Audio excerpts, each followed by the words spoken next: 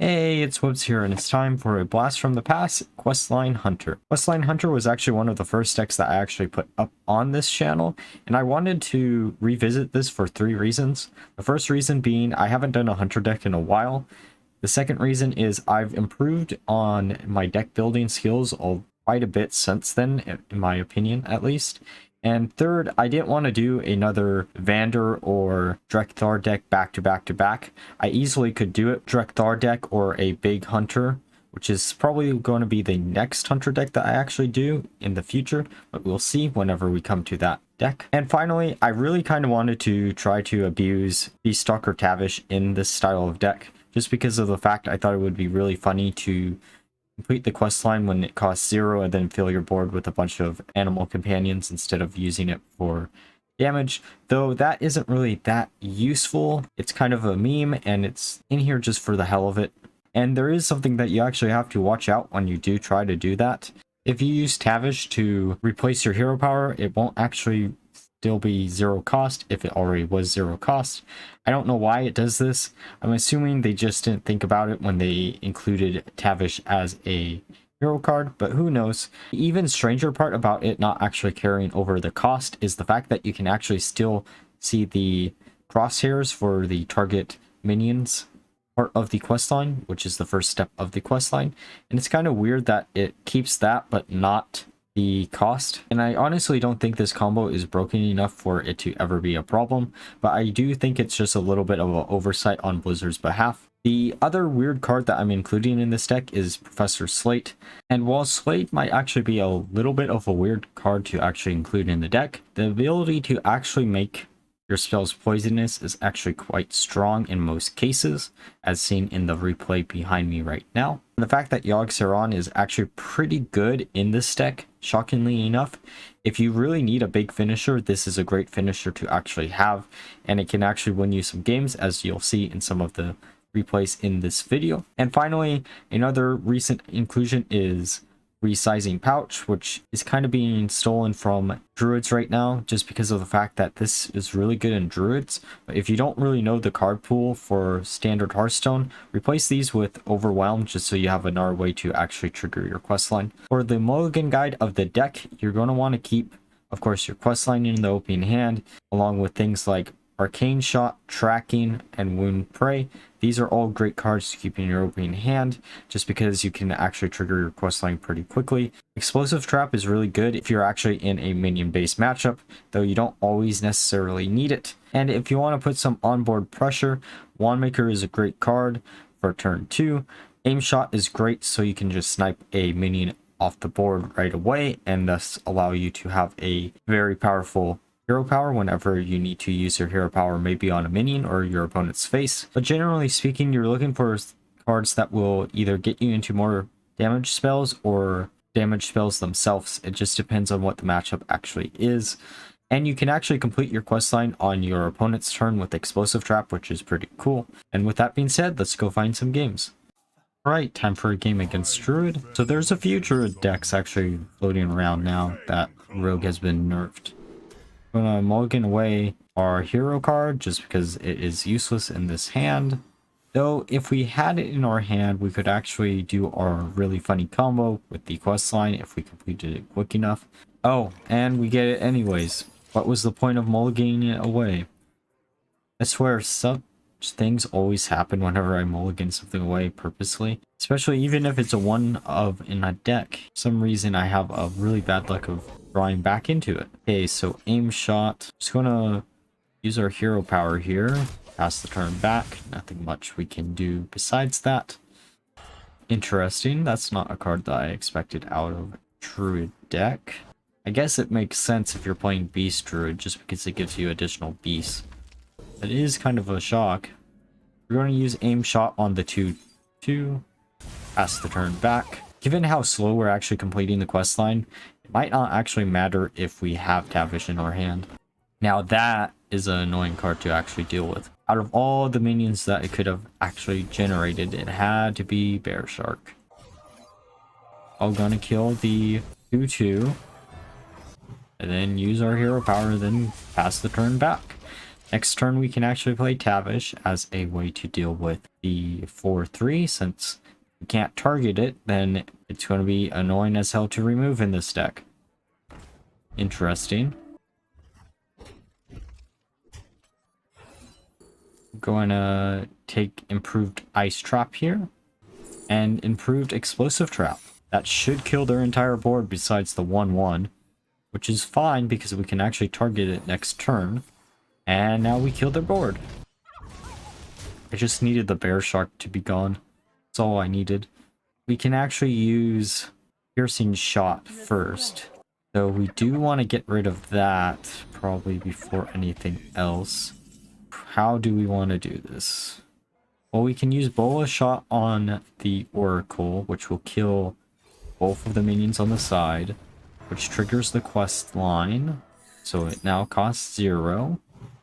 Oh no. Yeah, it does cost 0. Use our quest line board, and we get a 4-2. We can kill the Oracle, and then we can kill the Hyena. And then they trigger our secret. Alright, we'll use our hero power. We get a 4-4. Not bad. I think we can actually complete the quest line here if we really feel like it. But it just depends on how we want to do the order. I'm going to hit their face. Yeah, there's our quest line completed. And now we become the Beast Druid. Again, cards that I did not expect to see out of that deck. I don't know why I didn't expect to see them. Living Seed is also kind of a weird card if you're playing complete Beast Druid. Unless you're running not that many beasts in the actual deck and just a lot of ways to generate them. I guess that's possible too, but... Okay, now we're going to actually have to deal with a bunch of minions on board. This is going to be a little bit annoying. We're going to use our hero power. Using the Bola Shot on the Toad, which gets us another minion. Then we can use the Aim Shot, which gets us another minion. And then we can use the Resizing Pouch. And I'm going to grab the Tide Hunter just because it's the worst out of the 3 options. Man, we're actually getting either really lucky or really unlucky with our spawns from our hero power. Now we get the Huffer after 3 Leorics. They're going to kill the Huffer, which is fine. Okay, Umbral Owl. Another Umbral Owl. Man, they're trying to really dig down into their deck. Oh, I guess that's the reason why. Try to generate an answer there, get a taunt and a draw. I mean, that's useful, I guess, but it doesn't really do much. Wound Prey is actually pretty good here. We're gonna get another minion. We got a Huffer. Let's see what we generate here. And they give up. Alright, time for a game against Paladin. So this opening hand actually doesn't look bad at all. We have a way to deal some damage to our opponent's board, and we also have a way to generate another spell if we really feel like it. And of course we have our quest line. Just going to play the quest line down. We drew into an Aim Shot, which is actually a pretty good card here. Especially if they're Libram Paladin, which they probably actually are. I'd be more shocked if they aren't. And since they didn't play a quest line, I'm assuming they are. Yogg is not something we want to see this early on, though I guess it's alright. We have a few options here. We can just do Aim Shot and then pass the turn back, or we could have used Scorpid to try to get rid of their minion. Okay, so we can actually use Bola Shot next turn. Advantage of us. Wound Prey is actually probably better than Bola Shot here, just because of the fact that this will guarantee hit 2 targets and we don't have to worry about not using Bola Shot for something better later on. Okay, they're going to coin something out. Oh, a Truth Seeker. I do not want to see that yet, though this does confirm it is Libram Paladin, which actually shouldn't shock anyone, but we're going to attack into it, hoping for a Freezing Trap, which we do get. Now, bouncing that back actually might be a mistake, though we will be able to get one of their buffs off the board, which is pretty good. They're going to destroy our weapon, which is sad, but oh well. They're going to bounce that back. Okay, aim shot. To be honest, we could use our hero power and then use aim shot on it, but I guess we decided against it. So we can use wound prey here and then use aim shot, and we can get rid of the minion on board. I just don't want to leave too many minions on board, just for the fact that if we do, it could get out of control pretty quickly. Okay, devote people. Man, I'm going to be so glad when all these cards rotate out. I'm sick and tired of seeing Libram Paladin. Out of all the decks that I'm sick of tired of seeing, it's Libram Paladin.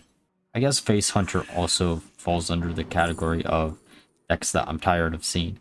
Oh, Devouring Swarm is actually pretty good right there. We can instantly kill their minion and then get our minion back in our hand. Let's also hero power their other minion and then play the minion back down. Spring the Trap actually is pretty decent here, just because of the fact you'll drag out a explosive trap if we really need it. Just going to pass the turn back. Okay, so they're going to play down the Truth Seeker again. We can instantly kill it this time. We're going to see what we get here. We get another Wound Prey. So we can actually trigger the Spring the Trap if we really feel like it here. And trigger our questline as much as possible too. And I'm doubting they're going to actually have Mutanus, which is why I'm doing it like this. If it was a class that normally plays Mutanus, then I would never want to complete my questline on a turn and then not play the questline reward. Paladin doesn't usually play it, so we should be safe. I hope. Okay, Libram of Hope. It's fine. Annoying, but fine. Trog is even more annoying. There's our explosive trap. Going to kill the Kent 8 and then kill the Trog. Play our questline reward, use our hero power, then pass the turn back.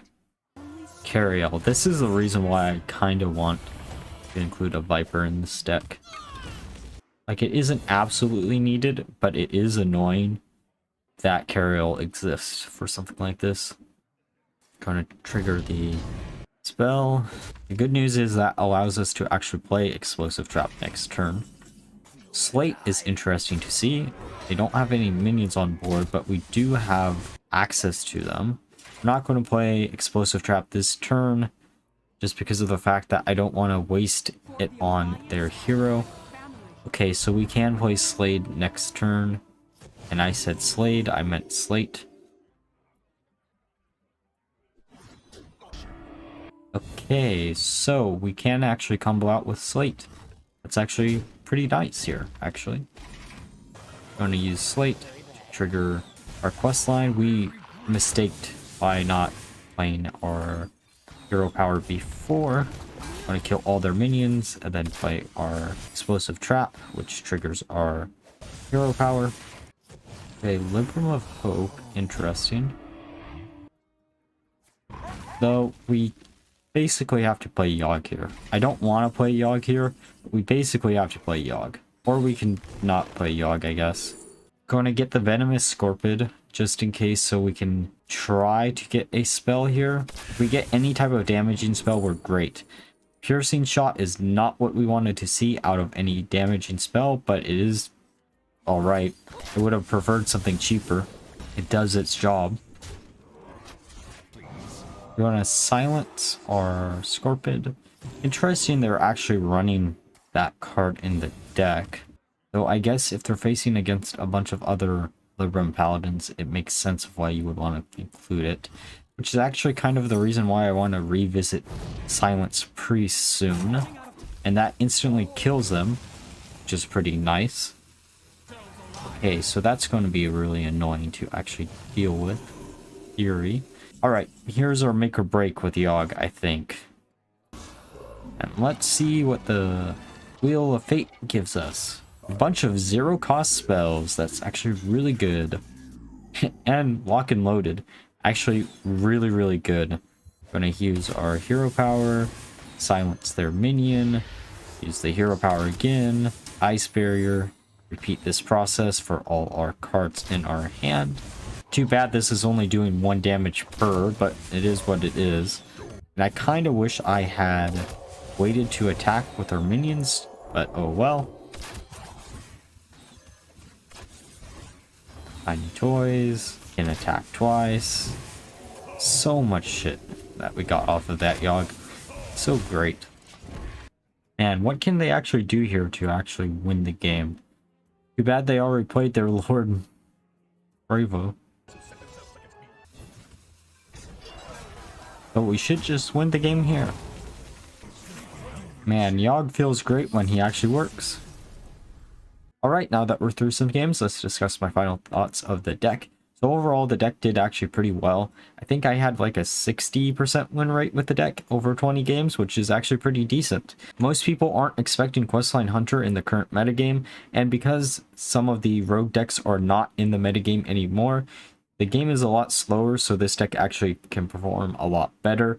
Yogg-Saron actually came up quite a few times within the 20 games that I actually played, which is kind of a shock. I originally included him just to replace Lady Prestor and for the meme, I guess, since this does fit pretty naturally in the deck overall. Now, BeastStalker Tavish can actually be kind of awkward in this deck, especially if you're completing your quest line. Especially if you're completing the quest line as quickly as humanly possible, because this actually negates a lot of the quest line reward. And if I had to go back, I would probably cut this probably for a Viper, I think. This might sound like a odd replacement for this, but a Rust-Rot Viper is actually pretty good.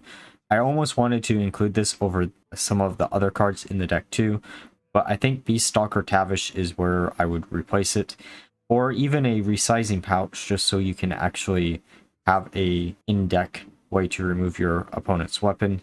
So this is only really a problem when you face against paladins. Also, it's worth mentioning again that resizing pouch, if you don't know the standard Hearthstone pool, it's actually a pretty bad card to actually include. You can always use Overwhelm instead of this, just so you have another way to trigger your quest line. So overall, I could honestly recommend playing this deck, especially as the meta shifts around a little bit more due to the buffs and nerfs. So if you enjoyed the video, please leave a like, comment, and subscribe, and until next time, bye bye.